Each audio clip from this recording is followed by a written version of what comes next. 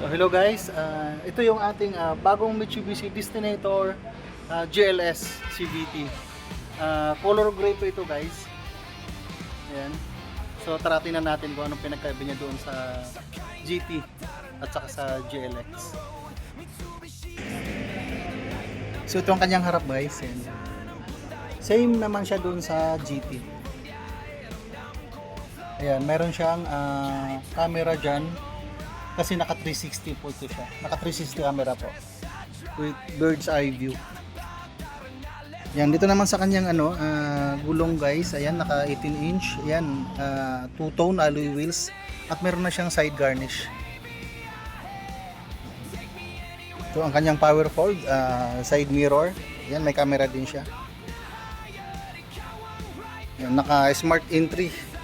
Kahit wala na yung susi, pindutin mo lang siya guys. Ayan. Bubukas na siya. Naman tayo sa loob. Ayan.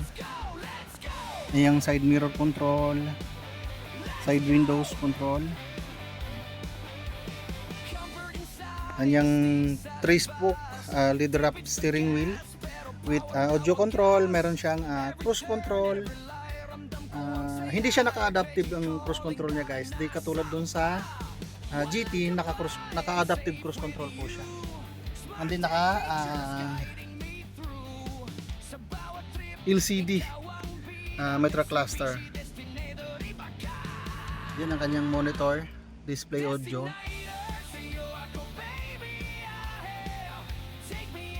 Sa GLX naman dito guys, maliit lang yung niya, naka 7-inch yung LCD monitor. And then yung kanyang aircon control, naka auto climate. Ayan, naka push start. And then may drive modes na rin po siya guys. And then parking brake and brake auto hold. Dito naman sa kanyang center console, ayan, mayroon siyang fan sa loob. Pwede niyang palamigin guys yung mga drinks na ilalagay mo dyan sa loob. Yung kagandahan sa kanya. Sa GLX guys, wala pong ganito. Sa GT at saka GLS lang po ang mayroon. And then sa kanyang upuan, ayan, naka high grade black fiber seat lang siya, hindi siya naka leather.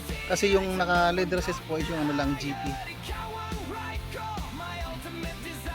Ayan, dito naman tayo sa second row seats guys. Ito na po yung, meron siyang guys, tray, cabin tray.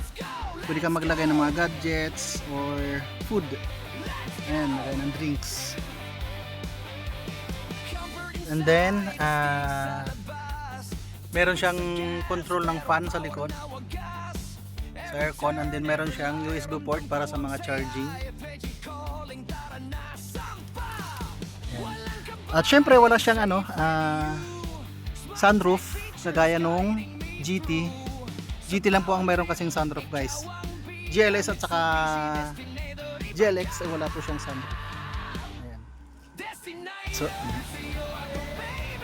So dito tayo sa likuran guys. Ayan, meron na siyang rear spoiler with third brake lights.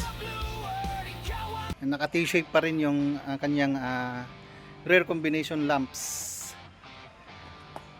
Meron din siyang camera dito guys. And then meron din siyang rear parking sensor.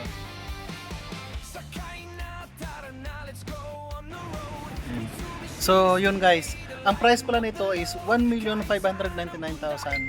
Para sa katanungan ninyo sa mga promo or cash discount, message nyo ko or tawagan nyo ko sa number na nakita nyo sa screen. At kung gusto nyo palang mag-view ang unit guys or ma-test drive, dito lang po yan sa Mitsubishi Jose Abad Santos, Manila. Thank you!